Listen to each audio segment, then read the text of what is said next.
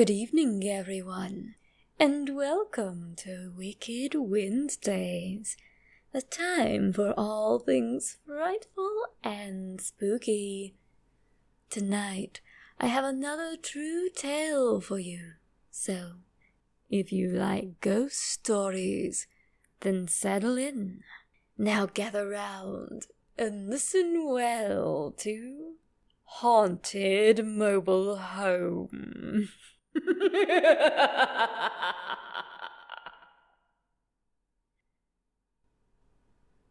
A few videos ago, I shared with you the story of when I saw a ghost while I was working in the home of some developmentally disabled clients. Tonight, I'll be sharing with you another tale during my time working in in-home care. Since I was the new girl and pretty amenable to whatever training the bosses could throw at me, I wound up being afloat for about 3 months after I got out of my initial training period. Since most people had particular houses that they liked to work at, this meant I got to meet most of the company staff and their clients. At one of these houses was a support professional whom we'll call Gwen. Gwen seemed to hate every chore I loved and loved every chore I hated, so we made a pretty good team. She also had a prankster streak a mile wide and a ton of stories, so she was a lot of fun to be around. One day during a slow period, I took out one of the old creepypastas I had printed out and began perusing it in preparation for recording. Gwen noticed and inquired about what I was up to, so I told her. This sparked a conversation about spooky stories, and then, after a bit of trade-off, I brought up what happened at the other house. Gwen listened and added that she had noticed several of the much lower functioning clients had noticed stuff in their homes the way my former clients had. Of course, the staff had their own creepy encounters too.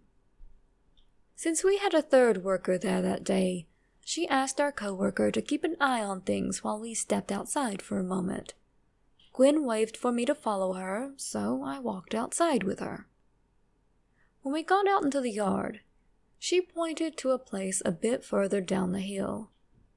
I looked to see a flat space among some overgrown shrubbery, the indication that a mobile home had recently sat there, so I asked her about it. She told me that when she first started working in that house, there used to be a little trailer nearby.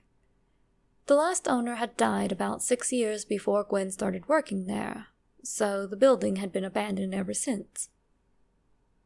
Still, for an abandoned building, it sure had a lot of strange activity going on. The first thing Gwen noticed was, every now and then, there was a light on inside at night. That in and of itself wasn't so creepy. Until she learned that all the hookups to power lines had been removed. But that wasn't all. Once, she stepped out onto the porch to have a smoke when a cop car suddenly pulled up in front of the house. Gwen was surprised at this and wondered if someone in the company had called them, but saw they were actually stopping a ways from the abandoned trailer, as the two dwellings shared the same long dirt driveway.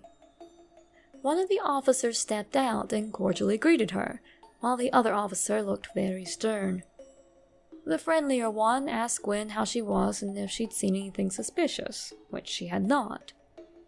Soon, the two cops headed down to the trailer and took a look around.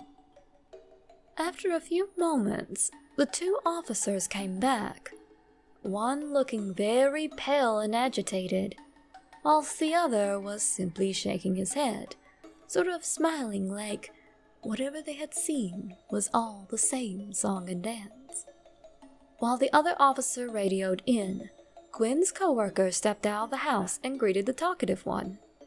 As it turned out, she and that cop had become decent friends, simply from the unusual calls about that house. You see, the family of the former owner asked the staff members to keep an eye on things when they weren't around, since their relative used to do the same for them before his health went downhill. So when the unexplained light started up, Gwen's coworker had called the police to check it out. Upon searching, they found nothing. But that wasn't all. The main reason cops were often out there was that every few months, a strange call would come into the station. Dispatch claimed that it would always be the same thing.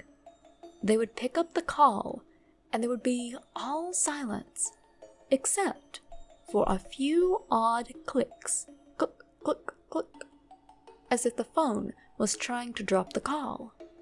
Of course, this meant officers would be sent out, but they never found anything.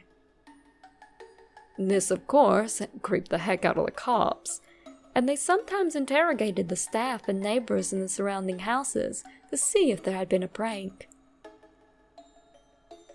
For you see, the calls always showed that address, even though there had been no phone line there for a long time.